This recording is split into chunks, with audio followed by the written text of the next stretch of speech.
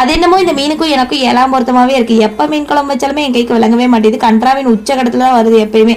அதனாலே வந்துட்டு என் ஹஸ்பண்ட் தான் வந்து மீன் குழம்பு வைப்பாங்க. இந்த டைம் அவங்க தான் வைக்கிறேன்னு சொல்லியிருந்தாங்க. வேணாம் இந்த டைம் நான் வைக்கிறேன், நானா இந்த மீன் குழம்பான்னு சொல்லி பார்த்தாலும் சொல்லிட்டு களத்துல இறங்கியாச்சு. எப்பவுமே யூடியூப் பார்த்தா வைப்பேன். இந்த டைம் வந்துட்டு என் ஃப்ரெண்டுகிட்ட கேட்டு தான் வச்சது. லாஸ்ட் டைம் அவங்க மீன் குழம்பு கொடுத்துருந்தாங்களா, நல்லா இருந்துச்சு. சரி அவங்கள கேட்டு ரெசிபி செய்வோம்னு சொல்லிட்டு அவங்கள கேட்டு தான் வந்துட்டு செஞ்சுட்டு கிடந்தேன். இந்த சாதம் வடிக்கிறது எனக்கு வரவே வராது. ஏன்னா அம்மா வீட்டில் ஃபுல்லாக குக்கர் சாப்பாடு தானா. இந்த வடிக்கிறது எனக்கு ஒழுக்கமாகவே வடிக்க தெரியாது. ஒன்றா வந்துட்டு தீஞ்சு போயிடும், இல்லைன்னா குழஞ்சு போயிடும். அதனால முக்கால்வாசி வடிக்கவே மாட்டேன். இன்னைக்கு வந்து வடிக்கலாம்னு சொல்லிட்டு அதை வடிச்சு விட்டுட்டு 10 வாட்டி வந்து முன்னாடி பின்னாடி செக் பண்ணேன். ஏன்னா எங்கிட்ட இருந்தால் சாப்பாடு கீழே போய்கிட்டு இருக்கான்னு சொல்லிட்டு. இந்த மீன் குழம்புக்கு சுவையே வந்துட்டு இந்த மசாலா தான். வெந்தயம், மிளகு, சீரகம், அது கூட தேங்காய், மல்லித்தூள், மிளகாத்தூள், அது கூட மஞ்சள் தூள் போட்டு நல்லா ஃபைன் பேஸ்ட்டாக அரைச்சிக்கணும். ஆஸ் யூஷுவல் நம்ம மீன் குழம்புக்கு தாளிக்கிறோம் பாருங்க, அதே மாதிரி தாளிச்சு விட்டுட்டு புளி தண்ணி, அதுக்கப்புறம் இந்த பேஸ்ட் எல்லாம் போட்டு நல்லா கொதிச்சதுக்கப்புறம் மீனை போட்டு இருக்கீங்கன்னா சூப்பராக இருக்கும். எப்பயும் நான் வைக்கிறத விட இது கொஞ்சம் நல்லா இருந்துச்சு. உங்களுக்கு ஃபுல் ரெசிபி வேணும்னா சொல்லுங்கள், நான் வந்து ஷேர் பண்ணுறேன். பாய்.